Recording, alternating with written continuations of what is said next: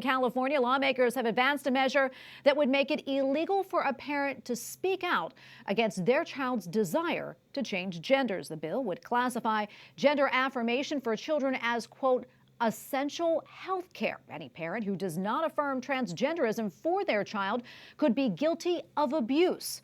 According to local media reports, the proposal is now headed to the state Senate for debate and a vote. And we go now to Tony Kinnett, investigative columnist for the Daily Signal, who has been following this story. Tony, great to have you on today.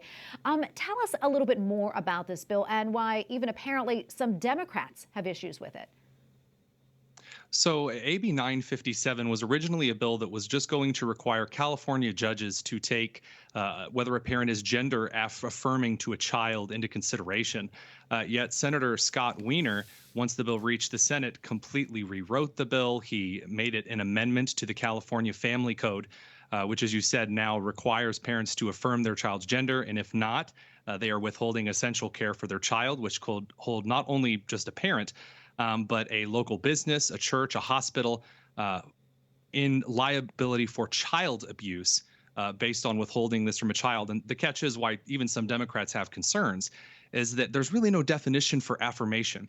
There's no standard for whether you're being affirming to a child's transition or not. Of course, all of those are completely new terms anyway. There's no set standard in court precedent. And so although the Democrats in the California Senate Judiciary Committee had concerns over the language, they ended up voting for it anyway. Tell us a little bit more about the lawmaker Weiner. I hear he's a controversial figure himself.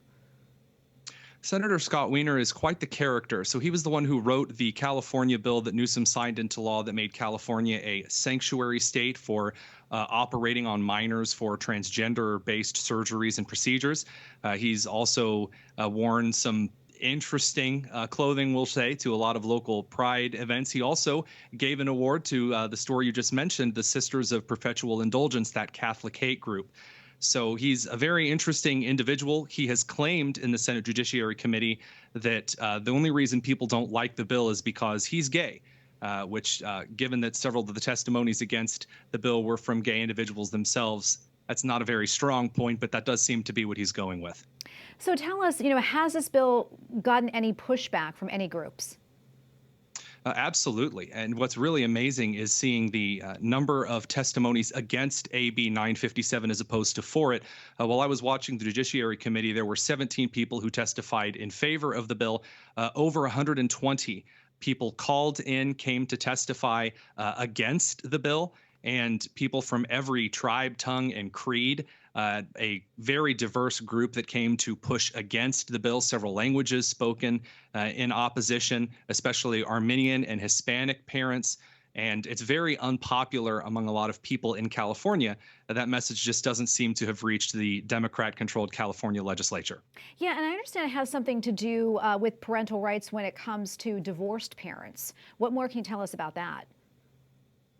Well, California, before, there were judges who took into consideration how a child was treated at home. Yet in this circumstance, a judge in California would be required to confirm or deny whether a child was being gender affirmed. Again, that's a very loose term in a custody case, meaning if you're the parent who disagrees with the other on whether a child should be gender affirmed in their transition, then the judge would be forced to rule in favor, regardless of other extenuating circumstances, in favor of the parent who was gender affirming in that custody case. So this is obviously a very serious problem for a state that already has trouble when it comes to assigning custody cases. And of course, I'm talking about a state that is more likely to put a child in foster care rather than to award custody to, for example, a single father. Tony, I know you're going to be on this and continuing to follow this. I want to pivot now to something a little different. Yesterday was Father's Day, as we all know, and National Public Radio published an article that received quite a bit of heat for featuring a so-called transgender dad who got pregnant. Tony, I want to get your thoughts on that and the message that you think this sends.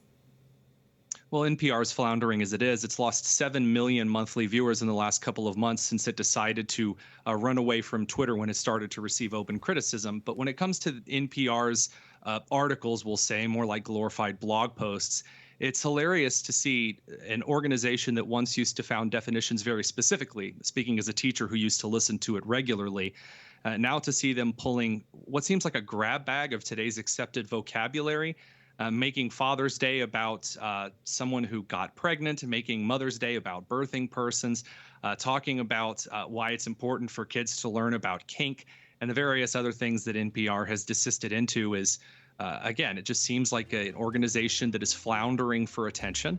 And I'm glad to see them receiving heat for this. They're completely irrelevant as a news organization. They have been for some time. Well, Tony, we're going to leave it right there. Thank you so much for coming on today and weighing in on everything. We appreciate it.